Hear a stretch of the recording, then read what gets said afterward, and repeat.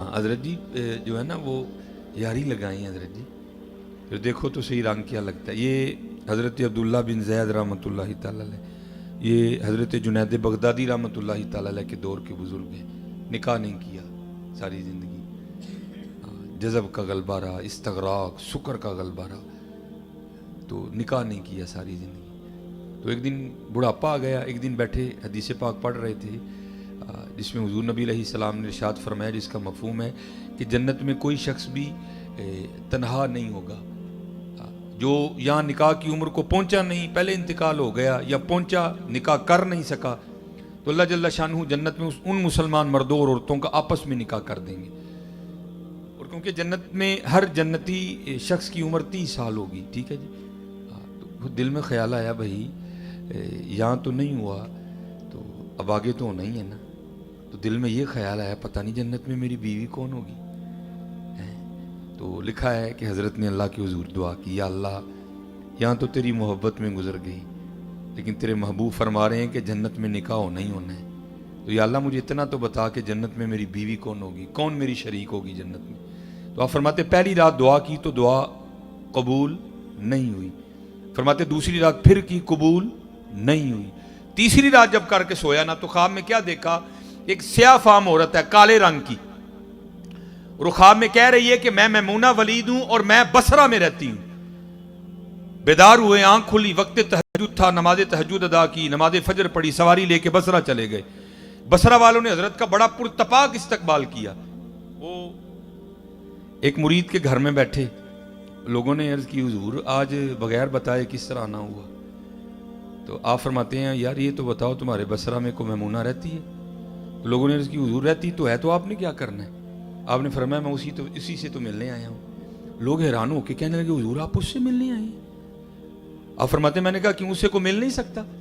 حضور وہ تو دیوانی ہے، لوگ اسے پتھر مارتے ہیں. اور حضرت یہ بھی کمال ہی رنگ ہیں، سنگ ہر شخص نے ہاتھوں میں اٹھا رکھا ہے، جب سے تو نے مجھے دیوانہ بنا رکھا ہے، کڑی اس شخص پہ بھی محبت میں گزری ہوگی، نام جس نے بھی محبت کا سزا رکھا ہے. فرماتے ہیں حضور لوگ اسے پتھر مارتے ہیں. اور فرماتے ہیں میں نے پوچھا پتھر کیوں مارتے ہیں؟ حضور کام اس طرح کے کرتی ہے، کیا کرتی ہے؟ تو حضور اگر کوئی رو رہا ہے نا وہ اسے دیکھ کے مسکرانا شروع کر دیتی ہے، اگر کوئی مسکرا رہا ہے تو وہ اسے دیکھ کے رونا شروع کر دیتی ہے. لوگ پتھر مارتے ہیں اس کو، وہ دیوانی ہے، آپ نے اسے مل کے کیا کرنا ہے؟ اور حضور اس کی دیوانگی یہاں تک بڑی ہوئی ہے کہ اجرت پر وہ ہماری بکریاں چراتی ہے. آج بھی وہ ہماری بکریاں لے کے جنگل گئی ہے، اور ایسی دیوانی ہے بس جتنی ضرورت ہو نا اتنے رکھ لیتی ہے، باقی اللہ کے راستے میں صدقہ کر دیتی ہے. آپ آرام فرمائیں، عصر کے بعد لوٹ آئے گی. حضرت فرماتے ہیں میں نے کہا بھائی عصر کس نے دیکھی ہے، یہ بتاؤ جنگل میں کس سائیڈ پہ گئی ہے؟ عرض کی حضور نہ جاؤ، بڑا خوفناک جنگل جی، وحشی درندے بڑے جے، حشرات الارض بڑے، نہ جاؤ. حضرت فرماتے ہیں میں نے کہا نہیں، بتاؤ کس سمت گئی ہے؟ سمت بتائی گئی. آپ فرماتے ہیں میں جنگل میں چلا گیا. آپ فرماتے واقعی بڑا خوفناک جنگل، بھرا پڑا شیروں سے، وحشی درندوں سے. کہتے میں نے حیران ہو کہ خود سے سوال کیا، اوے عبداللہ بڑی بات ہے، وہ اس جنگل میں جہاں پیر اٹھاؤ تو آگے شیر کھڑا ہے، وہ کیسے بکریاں چرا رہی ہے؟ خیر آپ فرماتے ہیں جو جگہ بتائی گئی تھی نا میں وہاں پہنچ گیا. لیکن آپ فرماتے جب وہاں پہنچا تو دو حیران کر دینے والے منظر تھے.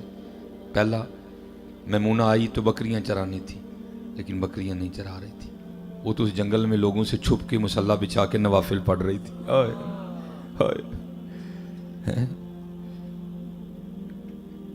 اور دوسرا حیران کر دینے والا منظر یہ تھا کہ آپ فرماتے وہ تو نوافل پڑھ رہی تھی اور بکریاں کون چرا رہا تھا؟ آپ فرماتے دیکھا تو شیر بکریاں چرا رہے تھے. میں بڑا حیران ہوا، یہ فطرت کس طرح بدل گئی، یہ شیروں نے بکریاں کب سے چرانی شروع کر دی. آپ فرماتے بکریاں چر رہی ہیں، شیر ارد گرد پہرا دے رہے ہیں. اگر کوئی بکری باہر بھاگتی ہے نا تو شیر اسے پکڑ کے واپس لے آتا ہے، لیکن کہتا کچھ نہیں. آپ فرماتے میں حیران اور پریشان کھڑا ہوں، بھائی ہو کیا رہا ہے؟ کہتے مجھے نہیں پتا چلا کہ کب حضرت میمونہ نے نماز ختم کر دی، مجھے نہیں پتا چلا. اور مجھے مخاطب کر کے کہتی ہیں اوے عبداللہ وہ ملنے کا وعدہ تو جنت میں تھا، تو یہاں ہی آ گیا. ملنے کا وعدہ تو جنت میں تھا، تو یہاں ہی آ گیا.